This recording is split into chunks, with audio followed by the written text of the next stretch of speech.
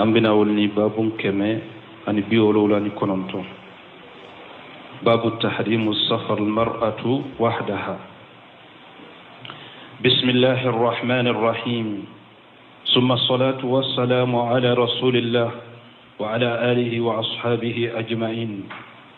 عن أبي هريرة رضي الله عنه قال قال رسول الله صلى الله عليه وسلم: لا يحل لامرأة تؤمن بالله واليوم الآخر تسافر مسيرة يوم وليلة إلا ما ذي محرم عليها، متفق عليه. وعن ابن عباس رضي الله عنهما أنه سمع النبي صلى الله عليه وسلم يقول: لا يخلون رجل لامرأة إلا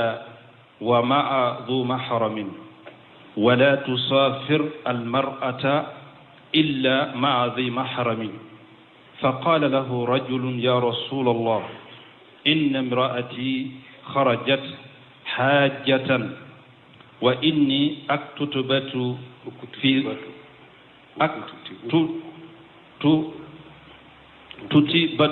في غزوة كذا وكذا. قال: انطلق فحج مع امرأتك، متفق عليه. بسم الله الرحمن الرحيم، والصلاة والسلام على نبينا محمد وعلى آله وأصحابه وسلم تسليما كثيرا. سبحانك لا علم لنا إلا ما علمتنا إنك أنت العليم الحكيم. أستغفر الله الذي لا إله إلا هو الحي القيوم وأتوب إليه. اللهم انفعنا بما علمتنا وعلمنا ما ينفعنا وزدنا علما. biye tene suye hijriya bakele ani kemenani ani binani ani nani saharu rajaba minye hijira sankalo wolon fulana bi suyin benake o foloye miladi nasarau ka jate ba fula ani mugani saba sankalo folo bi sunyo mugani saba nayo ambe bako jekoroni golofula masjid salamu kono darasuba imamuna Nawawi rahimahullahu aka kitabu kono Riyadu Salihin. Babu tahrimu safar limar'at wahdaha, konni nyebondaye a haramu yara musokkelen katama ni jumra mitala. Aye hadisa unati وعن أبي هريرة رضي الله عنه قال قال رسول الله صلى الله عليه وسلم قد سمعنا أبي هريرة ما قال كتشيدن كيسين على كتانو أنا كسيب كا لا يحل لإمرات تؤمن بالله واليوم الآخر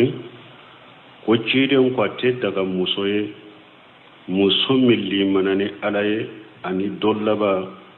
أن تشيرا أن تسافر مسيرة يوم والليلة أكسوني تلتا مكي إلا ما جي محرمي عليها فجمرمي كسرالا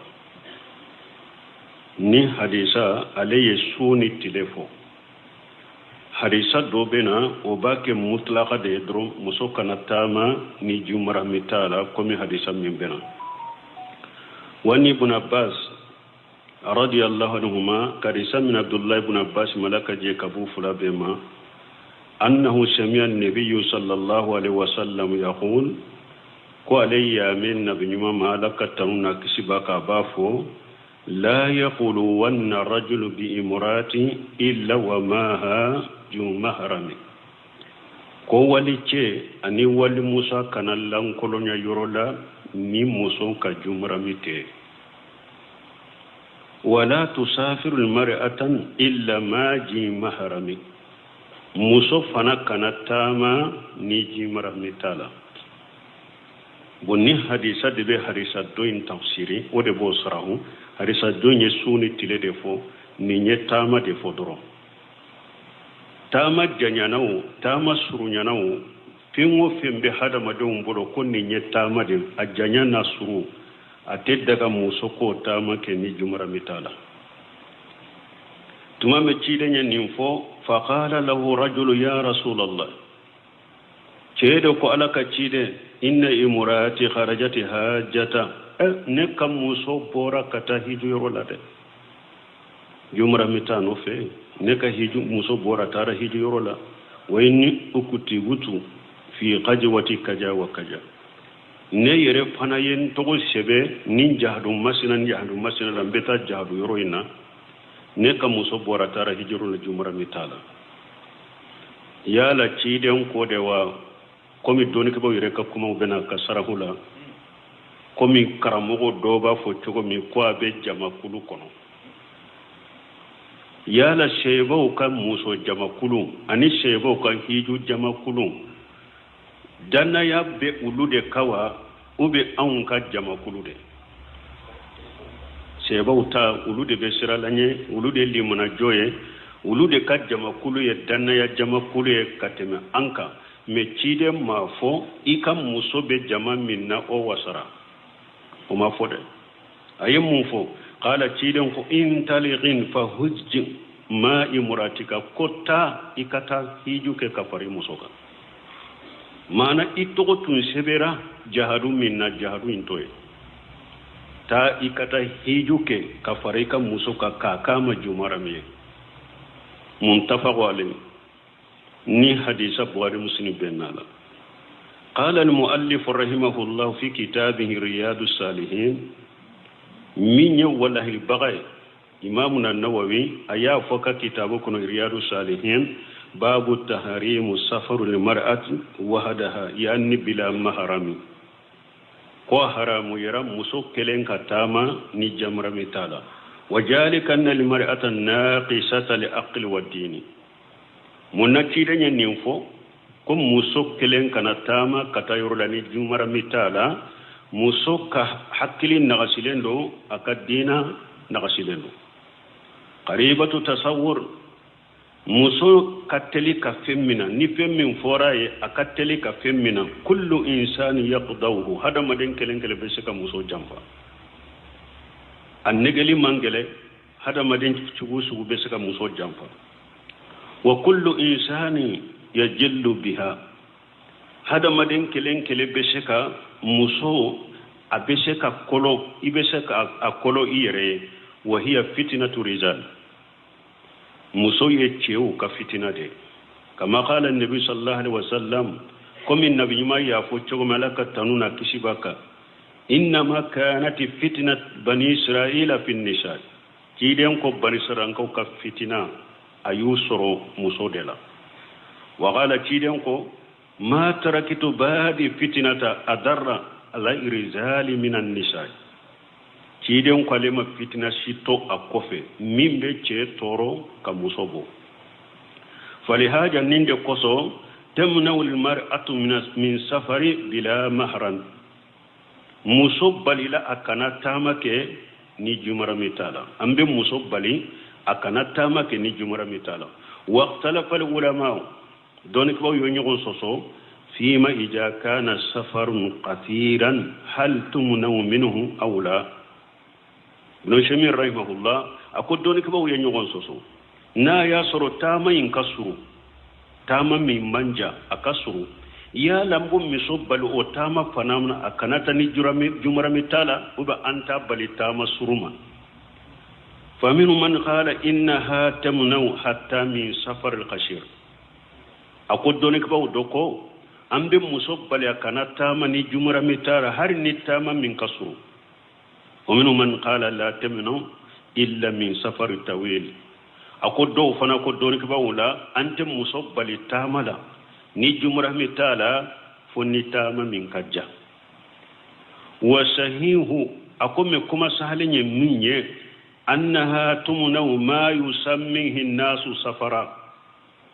kuma sahalenye minye hada madum be fenwo fenwole ko tama ambe musobbale akana tama ni jumara mitala ninde kakene doni ko ka kumala fa kullu ما يطلق عليه اسم سفر فإنه لا يجوز للمرأة أن تسافر إلا ما جمهرا في موفن النوبة ولكل يتامى دي أتدق مسوكو تاما نجمرا متالا خوف عليه من الفتنة والسر والبلاء مسوب بالين كنيا منيا كنا تاما نجمرا متالا نمبي سيرا مسوني فتنة كنا سرو وبي كجو كنا سرو وبي بلاو كنا سرو ثم ذكر المؤلف حديث أبي هريرة وحديث ابن عباس رضي الله عنهما وقف النووي أي حديث فلافو أبي هريرة كحديثا أني ابن عباس كحديثا لك جيكابوما فيما يدل على ذلك أنه يحرم أن تسافر المرأة إلا أن تسافر المرأة بلا محرم ني حديث فلا يدليلوي نوبا يرانا كوا حرام يرى مسوكنا تامني جمرة متالا وجاهر الحديث أنه لا فرق بين المرأة السابة والكبيرة والحسناء والقبيحة difference te fana de musommi nye fonnan kay de wa musommi nye muso koroba de wa musommi ce kanyi de wa musonyin ce kajugu de wa farabute de balima yenni bondal lamme ko sore abba do ambe dinga kono ya fana musommi muso koroba do fonnan kay do acce kanyo acce kajugo hadisan no ma muso bo muso la de o man maha nisa'u o man la nisa'u maha musommi ni anik muso jama kulube nyogon fe muso woro faralemba kawo muso woro faraleunta kawo hadisaw ma perpere la tiga wore kede o man hiya aminatun o man hiya khayra aminatun musommi ni danna ya baka ube be danna ya jamala wo ube musoni danna ya takati danna jamala wo abede kelenya de fal hadith amu hadisan ya gurbalide وإذا قدر أن يوجد في سفر من الأسفار سلامة يقينا فإن ذلك لا يوجد في كل سفر bo nanye dankani ya soro kun nintama min fulani nye nintama min koni dankani ya bambolo hakili sigi be nintama la aha o tama wuri bise ka ke hakili sigi tolawo walamma kanat al masailatu khatiratu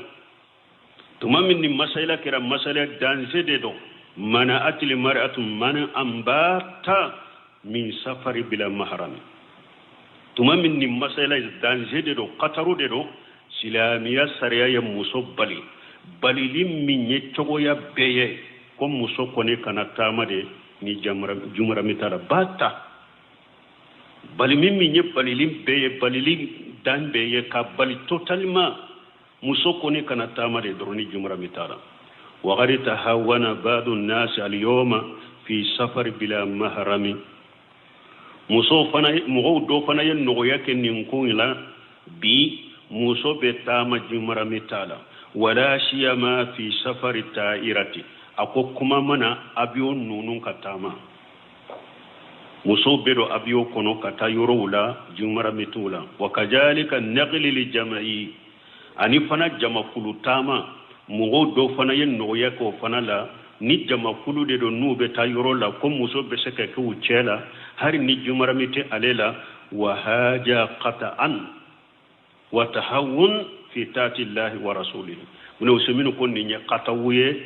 ni nyede makote chidem batoli ala batoli ko fegeya ka chidem batoli fegeya de ninye ni nyede makote fe nya katawde koy munum ba fo abiyo tama nunun ko ni hari ni muso ni jumara min mata ube jamakulu tama nunun ko ni muso be jamakulu de hari ni jumara mitala akon nunun nya katawye anim makote ala ka batoli la makote chidem ka batoli ode nunun nya fala yahillu lil mar'ati an tusafira bila mahrami ate daga muso katama ni jimara mitala walau fi ta'irati hari nabi abiyon dokono walau kana mahramaha yusayinha ila an tarikab fi ta'irat wa mahrama sani yuqabiluha fil balad al akhar ako hari na kerade ni muso min be voyage avion na hari na ka jumarami do be tabila avion na de fo ate sagi fo na donna avion kono a jumarami wore ba awa fulanna ba kumbe avion be jigi yoromi hari na kera ode fa inna zalika la yazuzu ate daga hari na kera ode ate daga muso katamani jumarami tara liannana mahama qadarina min as-salamati fa innahu man yarkabu ila jambi hadhihi al-mar'a donc nan ko avion na ko jugute avion kono bo jumarami tara abila donna avion kono nimbabe ni avion be jigi yoromi na donna avion kono yala amba do ke sugu jumambe tashiga kerefe ani shechugu duma nu ka sheju nu ube shigi nyogon kerefe ambodo wa ke min be tashiga kerefe ambodo wa لأن النساء آلنا في تائرة لا يفرق بينهن وبين الرجال parce que muso abion konona la sisa ute muso ni chew faraka bodona ubede be nyogon kerefe تزيد المرأة إلى جنب رجل إبن muso soro abe chede kerefe lihaja akon ninkoso نقول إنه يحرم على المرأة أن تسافر إلا بلا محرم في تائرات أو في سيارة أو على جمل أو على الحمار أو على الرجل أقول لنا أمبافو ko aharamu yalendo muso katamani jimarami tala akera abe avion do keno akera abe mobili de kono akera sa abe nyame de ka akera sa abe fali de ka akera sa muso ba shende lawa amba fo de doro aharamu yara muso katama chogochini jimarami tala kullu zalika haram nimbe haramu de akera abe avion de kono katamani jimarami tala haram akera be mobili de kuna katta mani jumara mitala haram akera abe yere falide ka akatta mani jumara mitala haram akera be yere nyame de ka katta ma jumara mitala haram akera be kama shende la katta mani jumara mitala haram akera abe moto de la katta ma komu obambolo ya ni jumara mitala haramu nimbe haram wal mahram aw balmo jumara mi yejonye من تحرم عليه تحريما مؤبدا بالنسب أو مساهرة أو أرداءة جمرمي يده مصفر لحرام يراتي منك بدا بدا بدا هاد نجيا مصدر على دلائت سكالفرو أكرا أحرام يريك بدا ندمبه ده ube akera haramu yarika bada ni sinjimi de ube akera haramu yarika bada ni buranya dewa muso koni jumarami yo ottigi de beno perfere latiga inshallah muso ka jumarami ye ulude bo haramu ye chogo ya fulade tahrim muabbadan ode ye jumara muso ka jumarami nana bisikal lankuna na bisika tama tahrimu dobe ba fo tahrimu muaqqata wote muso ka jumarami de mana ni muso dogoni bibolo ube akor muso bibolo ni muso min be bakele fakele ube fa ka kor muso to ibolo ube ka dogo muso to ibolo ale haramu yara ibolo me ba fo ninde ma tahrimu muaqqata haramu yara de na dogo muso bibolo ba ma kor muso bibolo me na dogo muso ti bolo domi akor muso ti bolo domi ale dagarye ba fo ninde ma tahrimu muaqqata ninti ka jumra mede ube muso ni abbanin chini be ebolo ate daga ni muso be bolo ate daga ka abbanin chini furu ka fara ka abbanin chini haramu yari bolo ka dento ebolo mana muso bi ebolo furula donc muso bani muso mimbe bakele fakele ubo be badela ube be fa ka dem muso into ebolo ate daga ka le furu ka fara ka men nenye tahrimu muaqqata ika jumra miten nenye de ube muso minye akoroke uba dogoni de muso de be bolo tiden ko te daga ikam muso tene muso furu ka faraka donc atene muso haramu yari bolo ka le de toy bolo na le toy bolo atene muso ndaga raye donc nim fana tahrimu muaqqatan ninti ka jumrami yere tahrimu muabbadan mi haramu yara bada ni dambe ube sinjimi ube buranya bo mbe aya kala folo aya munna naka jumara mufo alako hurmati alaykum ummahatukum wa banatukum alako min abbaw furuli nyo haramu ya auka wa banatukum aw demuso furuli nyo haramu ya auka wa akhawatukum abbal mamuso furu nyo haramu ya auka wa ammatukum atene muso nyulo haramu ya auka wa khalatukum ani ewa abbanchinu nyulo haramu ya auka wa banatul aq ani balimake demuso wa banatul uqut ani balima muso ga demuso ani balima muso balima muso demuso nunu nye wolon fulay nunu haramu yari dambe haula isabwa minan nasabi ni wolon fula haramu yari ka musoka muso munun fule nenye nunu furule haramu yara cheka taharimu muabbara wolon fula de nenye komi nyafo mbeno perfire latige oko fala ko wa muhatun nisaikum وأمهاتكم اللاتي أردناكم أنا باو منو شندي أوما شمي كيتو يكا سامفولا شمي كونونا لا إيه موسو من شمي شنيا دورو وكيري باي سنجمي بايا لا اللاتي وأخواتكم من أرداتي أنا بالما موسو منو نانو يشمي وأمهات نسائكم anaka musoba ifuru musoba donc na ko ummahatukum allati aradanakum wa akhawatukum min aradati shinji mi fanala musawolon fulade haramu yare boron o bena fo yahrimu min aradati ma yahrimu min an-nasab parce que ci den ko dabbe be fenfe haramu yayika shinji mi fana bo haramu yayika donc abe ko ni dambela musawolon fula furule haramu yarika sinji mila muso wodon fura furule haramu yarka nunu nyetani naniye o ko fi ala ko wa ummahatun nisaikum anaka furu muso ubaw wa rabaibukum ana yedde muso munul lamu allati fi hujurikum de muso munul lamu na akadu kono min nisaikum ni aw kam muso yu soroche wareye allati dagalitum bihinna muso munul na donna nuye fa illam takunu dagalitum bihinna na ya surama don nim muso nunum bawye fala junaha alaykum junubu taula donc ako dem muso furu donc nunum be benal perpelatike ni nyede eye muso furu aya soro muso en furu la che worema enye aye dem muso furu muso dorero a furulen tumbe che doma aye dem muso soro oye o ko fe o che o fatro be che ya fila ena na o muso masina furusiri dem muso babolo dem muso mi ni asera furuma uba masera furuma dem muso koni do babolo dem muso yo soro che wore bo ni eye ni muso furusiri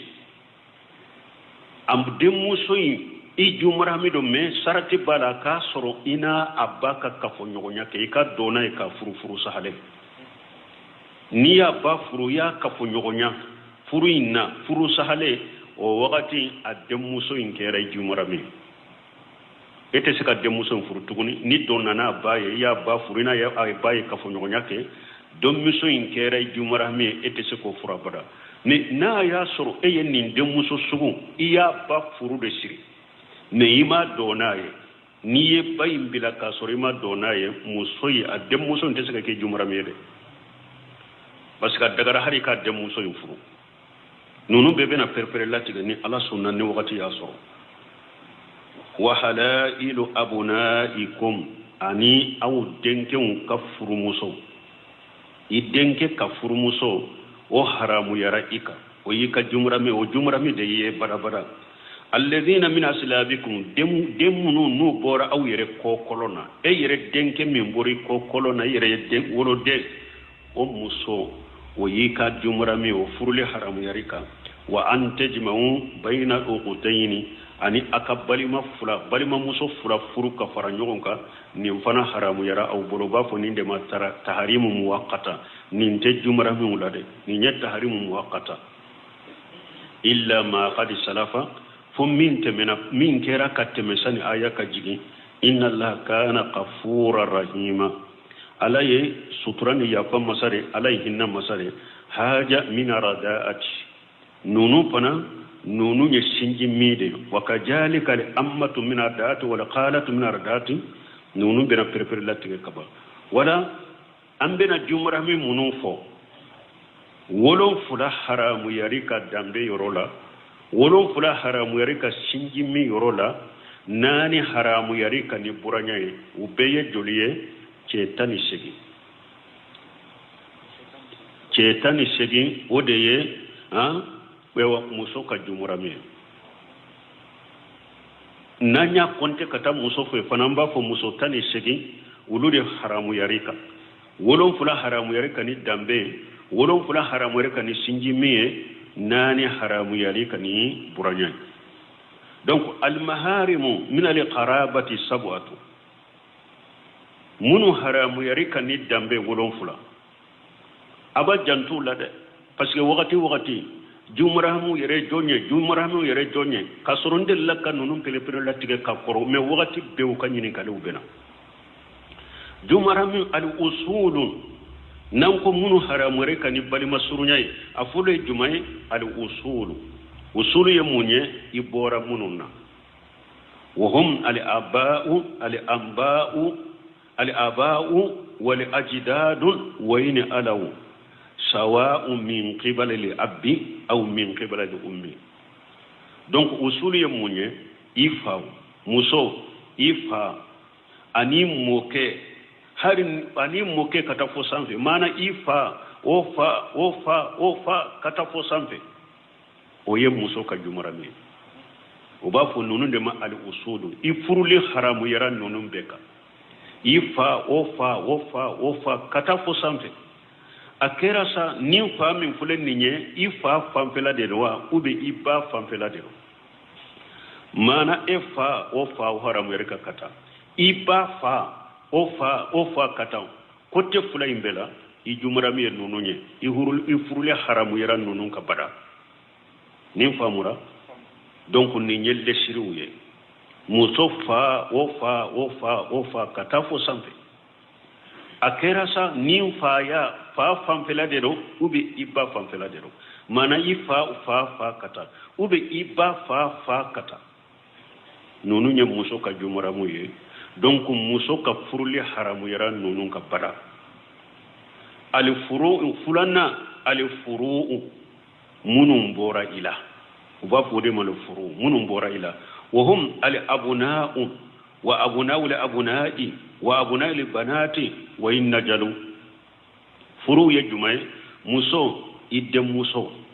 muso idenke ube denke ube idde muso denke foka jigi kata nunu fana ika jumara me ka furu haramu yara nunu ka bada muso furu le haramu yara adenke ka muso furu haramu yara adenke ka muso furu haramu yara adem muso denke ka foka jigi kata donc nunu de al furu nunu nya muso ka jumurami nunye fulanay asalisu sabana al iqwatu balimaw sawan kanu iqwata athiqai amli abbi amli ummi balima sunya yoro la juma fara haramu yara sabana ibalima kew muso ka balima ke ye jumurami ye furuli haramu yara ma bada balima ke juma akera sa ini o balima ke abe bakele fakele dewa ube abe fadela ube abe badela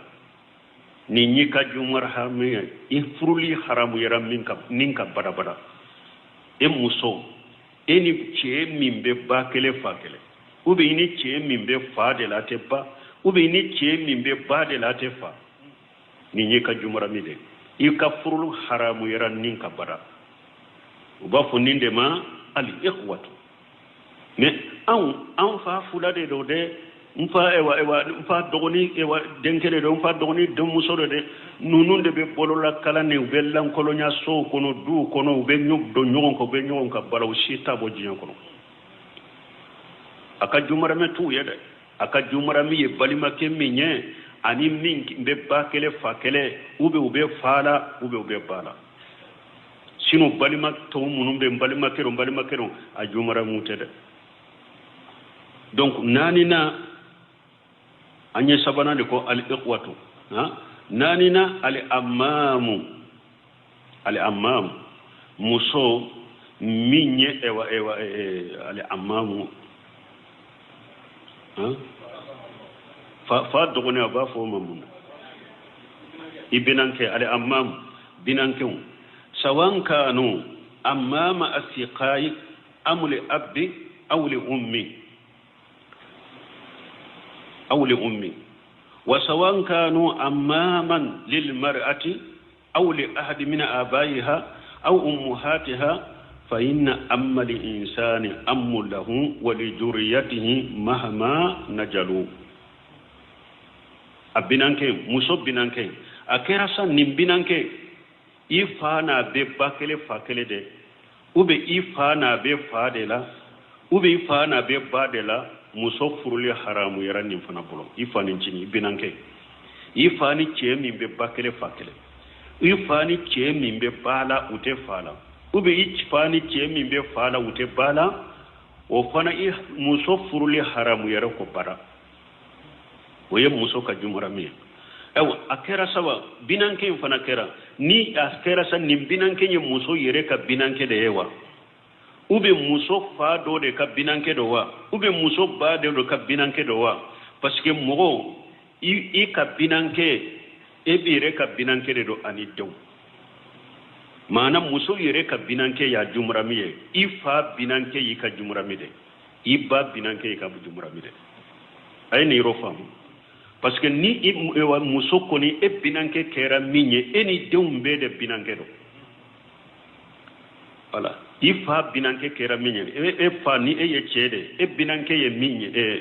muso ni e binanke ye minye eni i deumbe de binanke do sawan kanu li ahadi min abaiha aw min ummahatiha akera muso ka fa do de binanke do ube muso ka baro de binanke do ale yere ka binanke de ana dew nin binanke ya njigina togo nin famura ni nyenani nay duruna al akhawalu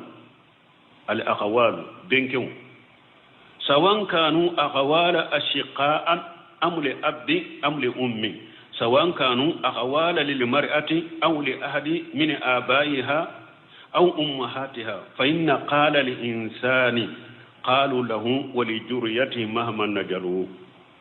دورنا مين اوا موسو اوا ابنكه ibenke nimbenke akera sa ibana abe bakele fakele dewa ube ibana be fade ube ibana be badela ninye muso ka jumra mide muso furuli haramu yara nimbenke ka bada ewa nimbenke ya fana akera muso yere ka benke de dowa ube ifa ka benke de dowa ube iba ka benke de do ka jigi kata i benke de do ifurule haramu yero fana la ninyo ka jumura mi ninde duru nay wolo fulanna abuna'u al aqawat wa abuna'ihim wa abna'i banatihim wa inna jalu sawan kanu ashiqa'a amli abbi amli ummi wolo fulanna abuna'ul akhawati ibalimake abuna'ul akhawati ibalima muso o denke muso ibalima muso abuna'ul akhawati ibalima muso o denke wa abuna'u abuna'ihinna o abuna'ihim ani balima muso denke o balima muso denke wa abuna'i banatihim ani balima muso dem muso denkun wayin najalu nu jigna chogo sawanka nu asiqa amule abdi amule ummi akerasa nim balima inu be bakele fakele ba ube unu be fare ube unu be badela ulu fana denkun iyadu antemena al ikhwatu balima ken amate modawa bo balima muso fana abuna ul ikhwatu al akhawati balima muso fana uluka denkew e balma basuru wadete abuna'u li iqwati wa abuna'ihim minye balma muso balma wala balma muso de wode benke yew abuna'u li akhawati balma muso denkew abuna'uhum wa abuna'ihim anu denkew dew wa abunau banatihim anu demuso denken wayin najalu nu jigna chogo chogo sawan kanu ashiqa amul abdi amul ummi akerasa unu be bakele fakele ube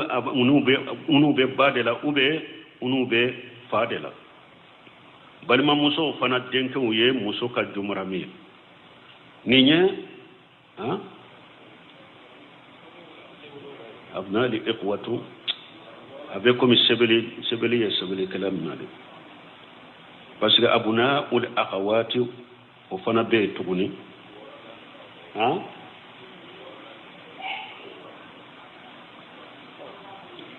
wolo fulana min bambolo ya abuna ul akhawati o de fulaya ben kattal ko ni ko non kan bo e kana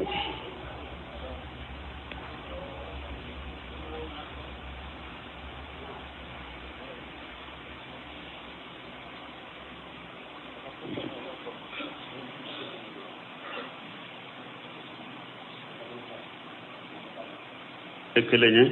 folo nyim fora o yede al iqwatu e balima ke woni munu be bakele fakele o de sabananye bo sisa mbe yoro mi sisa o yede abuna al iqwatu wa abuna al akhawati donc sabanayin tunye al iqwatu o ye balima ke wode ni munu be bakele fakele o be fa bo sisa nye wolon fulana ke jumaye abuna al iqwatu abuna ile iqwatu minye ibalimake adenko muso ibalimake denko wuli yukajumuramide wa abunayihim ani balimake denko wa abunau banatihim ani balimake adenko wa abunai banatihim udem muso denko wa innajalu ujigna na chogo chogo sawanka anu ashiqai akera sa ini nimbalimake muso ni nimbalimake bakile fakile desa awli ummi ube muso ni nimbalimake be babade lasa awli abdi ube muso ni nimbalimake be fadela famura donc nonu ye muso ka jumurami abalimake denkew ube abalimake denkew ube abalimake dem muso denkew ni balimake ni balimake be bakile fakile dewa ube fadela ube badela nonu nya muso ka jumra muso ka furule haramu yara nonu ka wolon fulana de abuna ul akhawati muso ibalima muso denkew wa abunayihinna ani ibalima muso denkew dem muso denkew abuna ul akhawati wa abunayihinna ani balima muso denkew u denkew wa abuna'u banatihinna ani balma muso dem muso denken wa inna jalu udigna chogoto nin fana famura muso sawan kunna shiqati amli abdi amli ummi muso eni muso min be bakele fakele ubi ni muso min be fala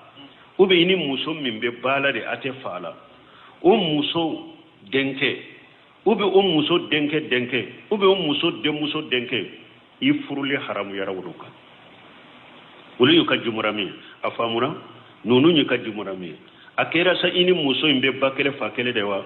ube ini muso imbe fadela ate bala ube ini muso imbe badela ate falawo ni muso denke balima muso min fule ninye adenke ube adenke ube adem muso denke wujigina kata chogo yukajumurami nunu itese kufuru donc ni wolon fula min fule ninye nunu haramu yara ni munye dambe anko wolon fula mi haramu yari bari masurai dambe wayen nin wolon fula wal maharimu min aradai najiru al maharim min an nasab bon muno haramu yara ni sinji miye abe komi muno haramu yara ni bani dambe yedro donc dambe ni wolon fula min fule ka fawuye ni ye nunu do doro sinji min fana la ni wolon fula de haramu yara ibolo mana iba sinji mila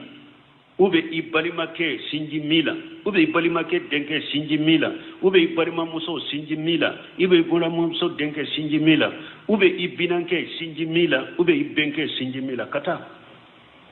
wolon fula mi haramu yare kani dambe wolon fula nyogona de be haramu yare kani sinjimi fana me sinjimi mi na kere ka san fula konona na ani ye muso simmi sinya duru donc sinjimi haramu ya bena odela donc ni nye kera joliya wolon fula sinjimi la wolon fula dambe lo kera joliye tani nani kera ninye parce que sinjimi munna anko nimmi haramu yarani dambe abe haramu yarani sinjimi ciden ko ya harimu min arradai ma ya harimu min an-nasab ciden ko sinjimi be fen haramu fen wo fen be haramu yani dambe ciden ko sinjimi ba haramu ya ni hadisa muntafaq alayhi donc ninye tani nani wal maharimu bil musaharati arba'atu bon muso munun fana haramu yara ifuruli haramu yara boro ni buranyaye nani dedo afolo jumaye abuna ujawjil mar'ati muso ifuruke denkew wa abuna ihim ani furu muso denkew wa abuna ibanatihi ani ifuru muso ifuruke ha adem muso dew wa inna jalu ijigina chogo ayeni yoro fana famwa muso iche dew hari na ye dem munun soro muso wore de ye o dew soraye muso iche dew ni ka jumra mi ka furule haram yara uruka iche denkew ka furu haram yara uruka iche ka dem muso denkew ifurule haram yara ko ijigina kata chogo ni nyafolo e mun haramu yarni buranya fulanna aba ujawjil mar'ati wa ajdadihi min qibali al-ammi aw ummi wa in alaw fulanna e munye aba ujawjil mar'ati muso ichefa yi ka haramu ye o fa yi ka haramu ye kata fosanfe akera sa iche fa min fulen ninye afa fam fela de do ube ba fam fela de do mana iche ofa ifurule haramu yarama iche ba fa ofa kata fo sampe muso furule haramu yarano fanama ayini fana famu wala muso iche fa ofa kata fo sampe o haramu yarima ube iche ba fa ofa kata sampe chogo o haramu yarima ni nyafula naye munu haramu yarani buranya fanay sabana ajwaju banatil mar'ati wa ajwaju banati abunaiha wa ajwaju banati banatiha wa innajalu sabana munu haramu yarani buranya muso ajwaju banatil mar'ati ajwaju banatil mar'ati muso idem muso che waju banati abunaiha ube muso adenke o dem muso che waju banati banatiha ube muso dem muso che wayin najalana nunu fana jigina kata chogo nunu fana haramu yara ha muso haramu yara nunu mbolo ayen yoro fana famua ha ajwaju banati almar'ati muso idem muso che waju banati abunaiha ani muso idenke dem muso chew wa ajwaju banati banatiha ubi ka dem muso che wayin jalana ujigna kata chogo nunu fana iharamu yaran nunu ka donc ni sababu ne wa hadhihi al anwa'u salasatu bon ni en qualité sabab min fulen ni nu haramu yarni buranyai tasbutu al maharamiyatu fihim bi mujarrad al aqd al shahih jumaramiya be sabati ini nununche ni furu siri sahalenye ala jawjati musabbalo wa in faragaha qabla al qalwati wad dukhul hari niye mewa musoyin dem musoyin bilade sani ka dona ube sani na kallan ko nya ba haram yarima ayeni yoro famwa ni sabab min fulani misali la amma ko muso anya damina jumanna ay sage kata kofe abuna ujawjil mar'a muso ice addew donc wewa denke ni e faye muso furusiri sahale har ni fama dona yi fana mallan kolonya ya bila ube asara kato fokata jangule e dente se ko muso fu akidu shehu dro haramu yarika har ni fama dona ay ni famu ni nya foloy aba'u jawjil mar'ati muso ce afa e fa fana ni denke ye muso furushiri i denke aye muso furushiri hari ni denke madoni muso yinye ana mallan kolonya na ya fara nyogonya ya belay fate sika furabada depuis denke ya muso yin furushiri furu sale droit fara mera e fa bolo hari ni denke nya bila madona fo kata janguli o muso haramu yara e kayte siko fu ajumara miye bila aqdi shay ni de fulanay wa aya jantu no muhimmu ni nya fulanay sabanay jumaye an ko muso de muso che muso ka jumara mudo bon ni ye muso de muso furushiri a de muso yi e ma dona ya fara nyogonya abayi ma haramu e fokata jawle hari ni ma dona de muso nya ina mallan koronya ba haramu yarima depuis furushiri la dura ba haramu yarima abakeri ka jumara mi fokata jawle ete se ka furu donc ni saba min fule ni nu haramu yara ni da ewa jumara mi bi doni cheni ewa buranya jumara mi be doni che haramu be doni cheni aqidu shahid doro har ni ma dona ni saba donc nani na min haramu yara ni buranya ajwaju ummuhatil mar'ati minye ajwaju ummuhatil almar'ati muso ibache an fule ko de fo yala nin ko bina prepare latigi muso bache a haramu yarika waju jaddatiha ani muso i ewa imma muso oche wayni alaw nu tara sanfe chogo sawa'u min qibali al-abbi aw min qibali al-ummi akerasa ibache min fule ninye afa ibache min fule ninye akerasa ba famfela de kata ube akerasa ifa famfela de kata ewa akere fa famfela de kata abede haramu yika ajwaju ummuhatu almar'ati muso ibache ube muso ewa ifa bache nanko sewan kana min qabli al-ummi aw min qabli al-abdi la nyine yeninde muso ibache ika jumuramido ube muso iba fache ika jumuramido atara sampe chogo مني لكني لا تثبت المهرمية في هؤلاء إلا بالوتي وهو الجماع في النكاح الشرعي من جمرمية تشكا سبتي إني نونونش أبدا فوق كفو نيغونيان كاكي أني باچه كفو نيغونيان سهل فرو سهلنا فلو تجوج امرأة ثم فارغها قبل الجماع لم يكون محرما لبناتها وإن جلنا ni eye muso furushiri eye muso furushiri amma fo ya jantora amma fo iba chedewa ni eye muso furushiri muso inde muso maharamu ma fo ni donana bay ni eye muso furushiri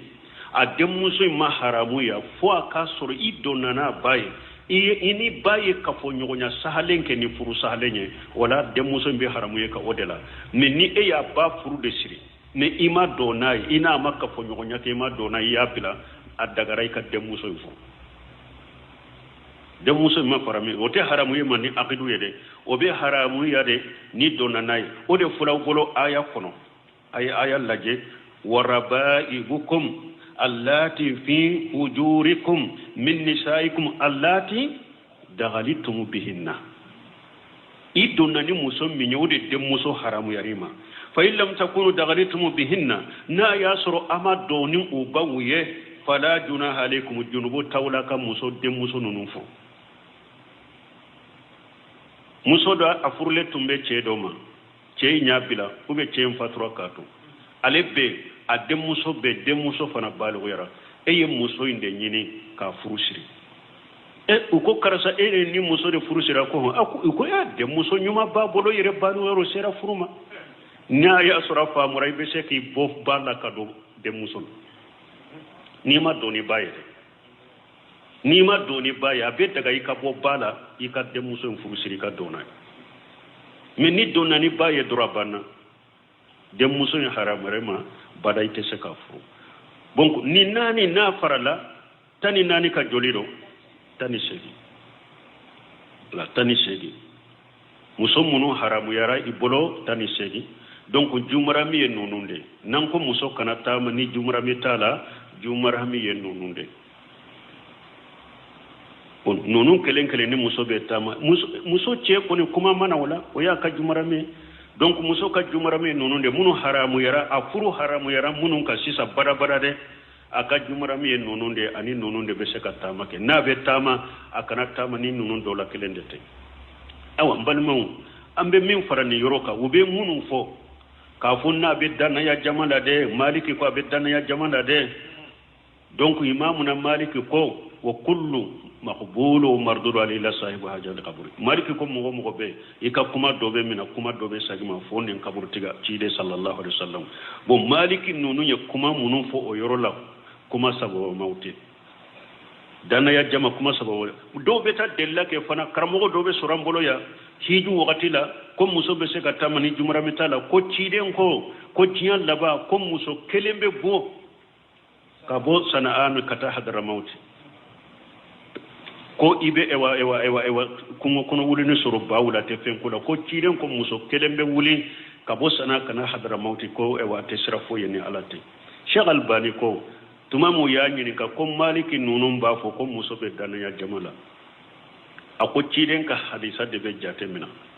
ako munun be delila ke ni hadisa ya ko delila te ni hadisa la koy ako ni hadisa ciiden man ni hadisa fo bi tesiriyi ayi ni hadisa fo bi akhbar al qaybiyya ayi ko dogolendo de katibariya fo mais ame hadisa info ni sariyali yede abe ko ni ciiden ko hadisa dola ko jiyan laba yata tawaluna fil bunyan mogo be nyugonda bon e wa kogo janna ni etasi jawndila la akoy sika o ba daga kwanka nyugonda etasi joli la hadisa en boyirawa ciiden ye jiyan laba katibariya do de fo ko abenake ani o ye sariya e o tekelenya de o hadisa mana sariyali kama o hadisa ciiden ye jiyan laba kibariya de do fo abe ko ni ciiden ko ako ya wakati dobe na jiyan laba ko ceni muso be kafo nyogonyo ko be nyogon nge bolonde la ka je nyogon fe komi daba u ba ke chokomi est-ce que ba yira ko daga de o ya yira ko ye sariya yawa cide nya jiyan laba ko de fo la ani o forani sariya li wote kelenye donc o hadisa te siga ke delelay o ma foni sariya li e o fora de ka jiyan laba ko dogole do de fo donc doli ko chogo si ate daga muso akata mani jumra mitala fonna ya soro muso tumbe kafiri jamana la asilamiyara ja ko fo wajibi ate sika ka dina ke fo aka hijira ke kabo kafiru cedela kata silama jamana wala jumra mi fanata bolo ko ni nye darure muso be se kabo ko muso be se kabo ni nan nye darura de ni abi hijira de ke asilamiyara kafiru de cela atesika ka dina ke fo aka hijira de ke kata silama jamana la jumra muta bolo adagara ka bonina konni nya ujura de ni nya hijira de mais ni ote ate daga muso kabo wala ka kuma surnya be ko wakati serade donc Cheikh Albani tumami mba mogo kata ka kaseti nyini kaseti sebele me kaseti nyire be mbolo asebele mala fana be mbola ye kuma minfo aye kuma jamfo nta be fo tumamu ya nyini kan ni yoro la munun ba fo dananya jama ako ciden ko hadisa munun fule ni ya ni hadisa munun ciden ko muso kana tamare dro ni jumura metala ako kana tama wala ale yere be qisa sabafo ko mugo be munfo ko muso ka tama ko ewa minye ewa tama jawnte nonunye abio kono nawo tama kasru ewa muso ka tamani jumura metala ako atebe togosila donc ale be qisa sabako ako munun ba fo ko ni muso be dana ya jamala ko be se ka tama ako ewa minye batondo ko della ka bo maghribi bato kata hiju yoro la cewni muso bala ko hiju ko fe o cewni o muso sagito bato in konona la ku ye jene ya kede nyogonye abo fo kisa fulola kisa fulanna ako do ya fo alaye ce muso do yere ce da ya fo alaye ko ale ka muso tumbe bo dimasari ko dimasari ani dugu do de izuru ko dimasari ani de izuru ni nyogonje avion eri tilance de do militi bi saba ko akam muso tumbe bo dimasari kana de izuru eri tilance nyogona de do avion bo ke sanfe donc o ya ira ko be wuli dimisara ko be na jigi de izuru militi bi saba nyogona ce tara de izuru tara aéroport la kata muso kumbe kaja ka avion to sanfe muso e avion kono nanda me wace munumbe mugo sarawe aye muso in sigilenye avion kono muso in ce kanyi ko jugo muso in ce nyiye nimbara kila mimbe avion kono muso in ce nyiye amina atara fo pilote wuye avion bolina wuye a ko muso dobe avion kono ko muso nyumando de pilote ko akata muso no fe ko aka wele kana anana muso in wode abiyo kono na una tara nyefe une muso in kuma nyogonya fu muso in sonna bolo ka jano fe anu ka kafo nyogonya ke donc atisiga ke abiyo na ko piloti ye munke piloti ya noshe ko defo dobe abiyo na lajigatu dugu dobe ko lajigatu ko tese ka tile de zuru ko beta jigi lajigatu ko defo dobe abiyo na me ja ijigu kunye munye lajigatu ni muso mbenna ko mina kata kalaye utara jigi wodugo ina lajigatu shiraye uluko ni shira ni muso ye droku makonya na bola dugu jelende sawiye abionta kana je ka ewa muso chebe dugu na de zuru inana uye muso che suro airport la depuis avion jora muso ewa che a muso bora dora nya dara muso ko nya kera fure muso la hala majia akam muso la hala majia adonna muso sege sege la kanyi muso sege sege kanyinenka ka ko fese fese bolon fo muso be ko be nya fay akon ninkera avion milite bi sabatama akon ninkera ni defulana wa ako sabana oye misire ndode aye baragiya de dila baragiya ye munye ha bamanan kana ha baragiya ba ko min lettera bi anga digene faction wa ha bon ambe ayel lettre bila internet la faction aye faction dila aye lettre bila faction de la muso imbe bo misra bena jigiriya aye faction dila lettre la kabila doma kon kam muso ni avion masina kono ni wakati masina li erina ube jigi riyadi beta kumbe ja mugo dobe uyo o faction mugo saba ube ko mugo fula ube mugo saba uye faction muso intogo muso bena leri mina abio min kono udu mugo jugu nye faction ta ka muso togo ta kata airport la abio jigina doro ye muso wole ko karasa muso lamina awa uko iche de ye letri chiama ko ankare kumbe ulu yu yereke chenye letri chi mugo me mare ko kata ka muso kumbe ulu yu yereke we kasoro ulute uye muso taw ka mobile kono na tara kata tilunke kenan kuma ko bola kabila donc ola abio kono na ngere de kasara imbali ko wodi ato tuman Sheikh Albani ni info ako ankato chiden ka hadisa ko fe ako tuma mi chiden ko ambaye se tuma ako Jibril abifo awa ambaye se to ko chiden ma nka foli la se Jibril ma innaka tara ma la ara ebe fenye ante minye akumba istuka kuma min fulani chide be fenye sariani dina kola anyate minna de an kana chiden kadi saw karide e ninye tama surunde sa nimbe dana jama de la sa ninye abio kono na de tara mala nara chiden be minyanta ye koy donc ako muso kana tama ni jumra metala anka barake ni nenye me barabe nin kanka jamana kono kisa sahale munum be kitabu kono fule ko de foya me akasara min banka jamana kono moto ko min fule anka burusula wali muso ta moto la tile ba fe kabbi muso do ba ko banne ke rambolo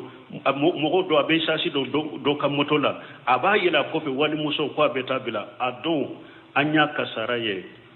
kasama kungo kono na lay ube sira faraniye o chaman keraye depuis otoro boli be utilo yetilo ko keni muso chamanye depuis otoro ko be kana sisa kana moto kola muso ni abe wali chawde ko fe barabara kunu bata dugula kele na kele tile be se kabbi awula yoro dola mo site awu abe ewa tu kono abeta mbaluma kasara ni fitina be nonombo muso fana bi ko fere faru be ma nyogona donc ala kan sala kan tanga ewa hari mobili sira wala mobili munu fule ne yanni anka dugu nonuna tama fole ndo ko tama haramu yare muso ka kene jumra mita no fede akasara ka bode ni mobili ncinyana yoro dola uyi siraye ube utelela ni muso yi mo fitini mo buna usemu ya afutu mo sugu bebe se ka muso nege ce be se ka do be se ka nege setane be dola ce nege fana be ale fana mina be se ka tilonge ke abe se ka bana ko do be se ka soro be se ka bana femure be se ka soro donc anka barake ni ciden ka di sawyen wodi ya to be hari muso ka hidu saratila muso ni na furo soro lay boro chogo chogo ikene yale do chogo chogo ni jumura me tibolo hiju makika wajibi kanata hiju yoro la ni jumura me tibolo de hiju makika wajibi alati nyin kala la gara ni jumura mi bolo hiju keri ka wajibi ni jumura mi tibolo hiju ti ka wajibi ewa ni tara hiji fana komi jamana mbake chogo mi jumura mi tila hiju farda binna ka boila ni hajjul mabruru min fora ko sarata la ni ar jannate kanika hiju konto wala de parce que hajji mabrur yede alama so hiju minna faman farada fi hinna li hajja fala rafasa wala fusuqa fil hajji ala ko wala fusuqa ako fashiyate hiju la koy e wa muso be tamani jumra metele ya fashiyate hiju la iya ala so hiju farda binna ka boy kannade mi hajju mabrur min fora ko sarata la ni ar jannate hiju min fora ko abi ko komi bayi wora bi ka junube ko ka hiju to ye koy parce que oye hiju de hiju min ni alama sosala akera akechugo nyuma ni dusun kala sila me ala sosora hiju la hajju mabrur te farda ko ni binna ka boy kanna ambe ala de la kan nu famu di jamana dewna me azanji tigu munu nya karamo ye ulude kankan nin fo ka kutubara ka do ka saratila azanji ula barabe kenayo me uluka entrenu kan na fakama nu yen nunu na nyogona me sini dobe ta sigi ka galon tige karabu kan fe ka be burja ka suru mun yen nin fo ala ka cidende do obe danna ya jamado obe muso jama kuludo me ama jama bo jamala ma muso bo muso la de e wambalma ala ta fuleninde fengo fembe foko muso beseka tama ni jumura mitala sawabata sila si sahalente mi sahalendo cidenye min fo chogo bede muso kana tama ni jumura mitala tara mala nara cirembe fenyante minye ni abio washina munumbe jamana ko fe america ni france ni angola muso munun karifara mugo mununya min kera wulula wulu godo ngo do torani do ka muso ye do ye do ka muso boko tiginya wuli sirala obekera amba bedo abesera mabekera ka muso kalafa mabogotina aka samba chema leye muso trombe katona ishiakele okera ka muso e khalifa mabogotigini abion kono aka samba chema abion yeskalen ka yoro mu siraye ayem muso nyini muso fana kego yara akabasa jema mimba bola ya fesa koro che sera maka bugotinya wuri muso ya meleke kado akasaki kono ewa sele depusi sakindin ka chema na ba fo amin soro bugotini ye nkali fara minna yenka bugotini wuri de fini fure dunum be kera ala kan tisala kan tangambali mo ciden ko min manya ala ko min manya o ma yanti wani hawa in huwa illa wahyuha donc ala ciden te kuma na nin dunga be wahude ne ala ya ciyama donc an kan janto an yɛrɛ la nin ko sugu an k'u dɔn ka pour an k'u matarafa ni mɔgɔ min fana ko hari yan ni so ko i bɛ jumura min ɲini ka muso la yan ne yan cɛ i fana ka ko ka gɛlɛn i fana ka kuma misɛnninw de kɔrɔfɔli de bɛ fɔ hari n'i ma fɛn min fɔ ɲana i ka wuli ɲana dɔrɔn kɔrɔfɔli de b'o fɔ u bɛ kɔrɔfɔ de k'u b'u lagosi k'a sɔrɔ olu de lagosilen don ala kan kisi ala kan tanga subhanaka allahumma rabbana bihamdika ashhadu an la ilaha illa anta astaghfiruka wa atubu ilayk an bɛna wuli ni babu 179 babu tahrimu safar almar'atu wahdaha bismillahir rahmanir rahim ثم الصلاة والسلام على رسول الله وعلى آله وأصحابه أجمعين عن أبي هريرة رضي الله عنه قال قال رسول الله صلى الله عليه وسلم لا يحل لامرأة تؤمن بالله واليوم الآخر تسافر مسيرة يوم وليلة إلا ما ذي محرم عليها متفق عليه وعن ابن عباس رضي الله عنهما أنه سمع النبي صلى الله عليه وسلم يقول لا يخلون رجل لامرأة إلا ومع ذو محرم ولا تسافر المرأة إلا مع ذي محرم فقال له رجل يا رسول الله إن امرأتي خرجت حاجة وإني أكتتبت